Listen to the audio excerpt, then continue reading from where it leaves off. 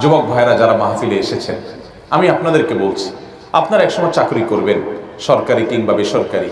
আপনারা একসময় দোকানদারি করবেন, ব্যবসা বাণিজ্য, কিংবা আপনারা চাষাবাদ করবেন, কিংবা বিদেশ যাবেন।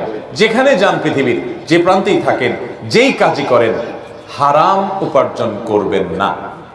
ঠিক আছে তো ইনশাআল্লাহ?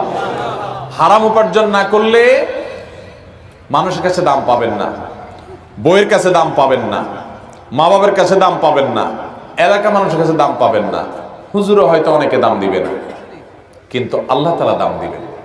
আগে ভাগে যে মেয়েটাকে বিয়ে করবেন বলে দিবেন যে আমি কিন্তু তেড়া যুবক, আমি কিন্তু ওই মাহফিলে ওয়াদা করে আসছি, আমি 2 নম্বর কামাই করব না।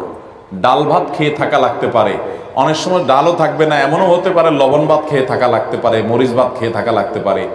রাজি থাকলে আসো, এগুলা কোনো মুখরোচক গল্প শোনাচ্ছি না তোমাকে। আমি কিন্তু 2 নম্বর কামাই করব না, অতএব কামাই কম হবে, কষ্ট হবে। চাইলে আসো, আর না হলে এখনো রাস্তা মাপতে পারো। আমাকে আইসা শাড়ি চুড়ির ডিমান্ড দিবা, অন্য চোরদের বউ, ডাকাতদের বউ, দুর্নীতিবাজদের বউ, তারপর রিলিফ চোরদের বউ, হারামখোরদের বউ, তাদের মতো দেখে দেখে কম্পিটিশন করতে পারবা না।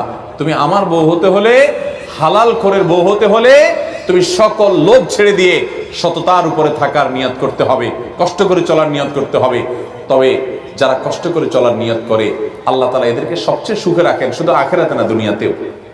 যারা চুরি করে কামাই করে বা 2 নম্বর পথে কামাই করে, আমরা বাহির থেকে দেখে মনে করি আহ কি সুখে আছে, অনেক টাকা পয়সা কামাই করতেছে, তাই না?